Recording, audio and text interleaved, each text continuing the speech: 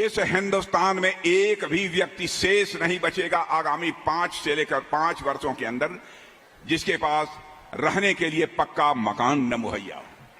एक परिवार शेष नहीं बचेगा जिसके घर में नल के माध्यम से जल न पहुंच जाए। एक परिवार ऐसा नहीं बचेगा जिसके घर में माताओं बहनों को एलपीजी गैस सिलेंडर के माध्यम से खाना बनाने का अवसर न मिल जाए।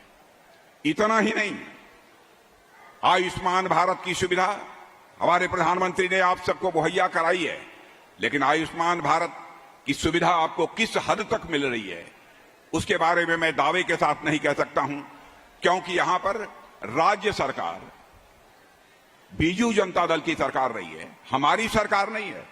हमारी सरकार होती तो मैं कह देता जो लोग भी आयुष्मान भारत का कार्ड पाने के लिए जो पाने के योग्य थे उनको प्राप्त हो गया, लेकिन आज मैं दावे के साथ नहीं कह सकता क्योंकि बीजू जनता दल की सरकार है।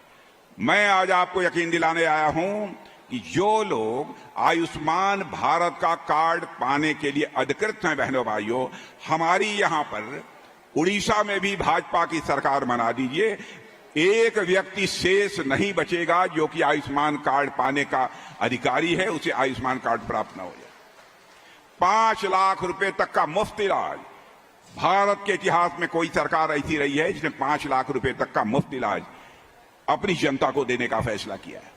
और आज मैं यहां कहने आया हूं, चाहे आपकी आमदनी कुछ भी हो, आप गरीब हो, अमीर हो, किसी जात के हो, किसी धर्म के मानने वाले हों, अब हम लोगों ने तय किया है यदि आपके परिवार में 70 वर्ष की उम्र का यदि कोई है, चाहे आपकी मां हो, पिता हो, बाबा हो, दादा हो, जो भी हो, उनको सारे लोगों को आयुष्मान भारत की सुविधा जून में गवर्नमेंट बनने के बाद प्रारंभ कर दी जाएगी सारे देश भर में।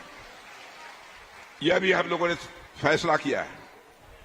और बहनों भाइयों, हम लोगों का चरित्र रहा है, भारतीय जनता पार्टी हिंदुस्तान की एक ऐसी राजनीतिक पार्टी है जो कहती है वह करती है।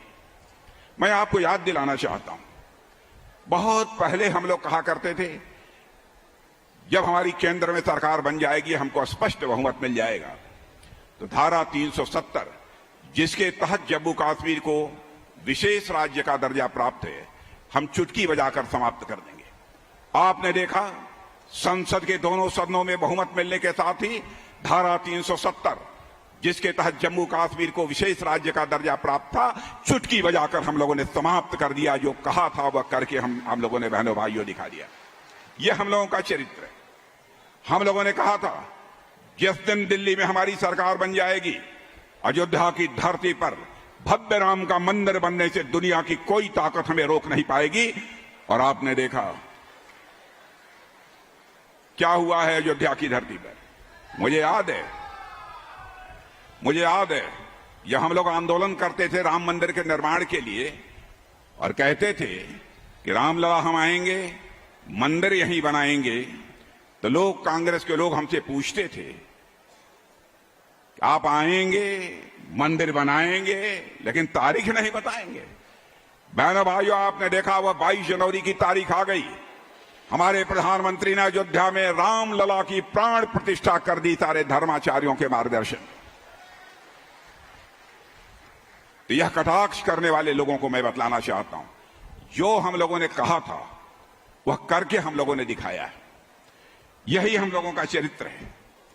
और मुझे तो यह लगता है रामलला अपनी झोपड़ी से निकलकर अपने महल में प्रवेश कर चुके हैं। बहनों भाइयों, अब भारत में राम राज्य आने से भी दुनिया की कोई ताकत रोक नहीं सकती।